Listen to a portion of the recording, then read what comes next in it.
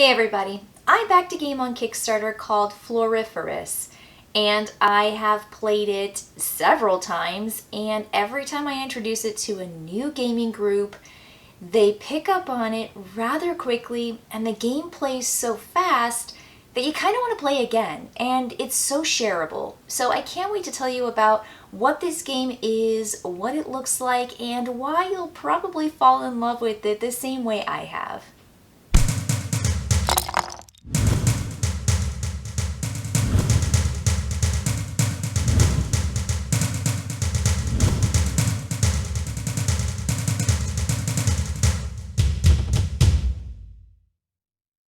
Setting up the game is dependent on the amount of players, but there are great guides and imagery in the rulebook to help you set up the game. This game plays 1 to 4 though, and with the 1 player there's a solo variant, that pesky crow, and that's going to essentially operate as the antagonist in your solo game. But what I'm going to talk about is a 2 to 4 player game of Floriferous.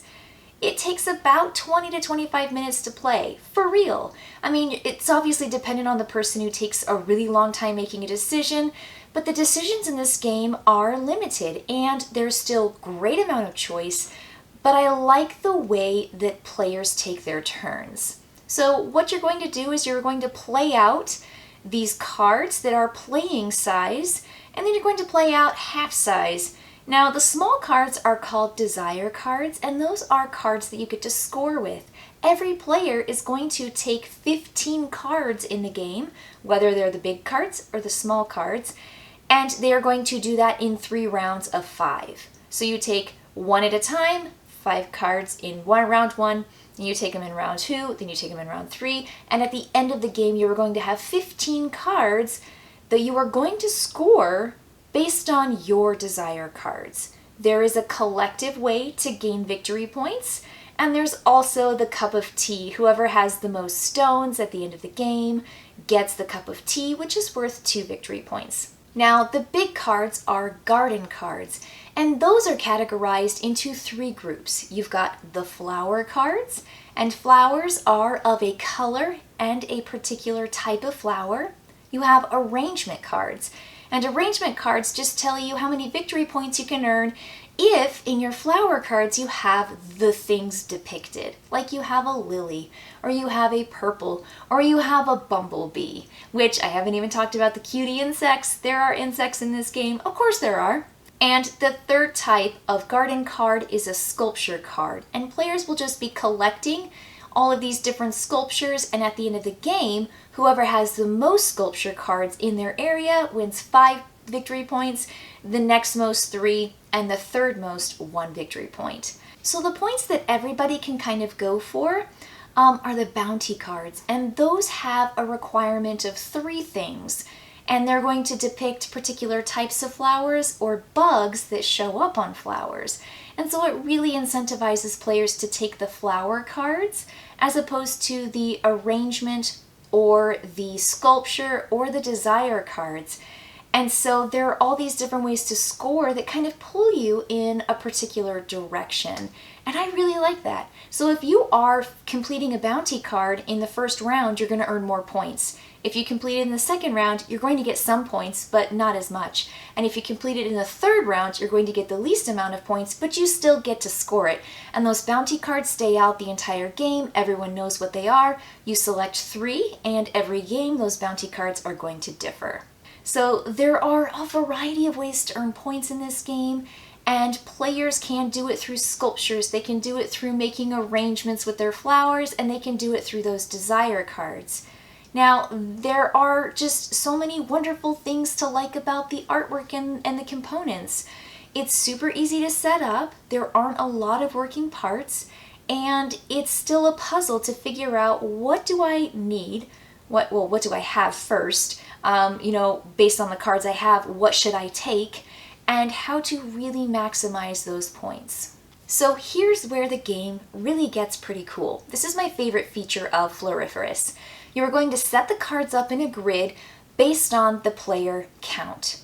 Now, the cards that are laid out in the top row, you have 5 cards going across. Some of them are flipped face down. So spot 2 and spot 4 are face down. that means that it's hidden information, and hidden information is kind of a crapshoot. It's risky.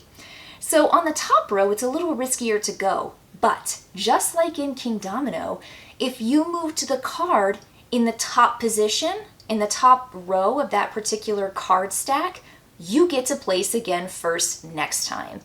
And so going up higher doesn't have as much value and there's high risk because those cards are face down. You don't know what they are. Now you know what everything is going down, and on the bottom columns, you've got more stones. And remember that stones are going to give you points or progress towards getting that cup of tea. Now, it's just the person who has the most stones at the end gets the cup of tea. That means that they were going later down and had less priority in selecting the cards that they wanted, because you go in player order based on top card, second card, third card, fourth card, fifth card. And so what you'll do is you will take your marker and you'll look at the very next column over and say, of these cards, I have 4 garden cards and 1 desire card. Which of these do I want? You place your token on it and you'll take that card and put it in your area and it's yours forever. Everybody else will do the same. Now there's a different pecking order, perhaps. And so that turn order is going to constantly change as players start going for the card that they want in the strategic direction that they want to go. Once every player has collected 1 card at a time, moving through the 5 rows, you just get rid of the rest of the cards. You set up the whole new round again the same way as you did before from the decks. You've got your desire deck and your garden deck, and then you go back and you do it again. Then you set up again and you do it a 3rd time. So that's how players are going to collect a total of 15 cards. It's fast, it's fun, it's beautiful, and as they say here, it's relaxing. It's not too stressful. It's just lovely and delightful. And ties are essentially shared, essentially rounded up. It's a friendly sharing system.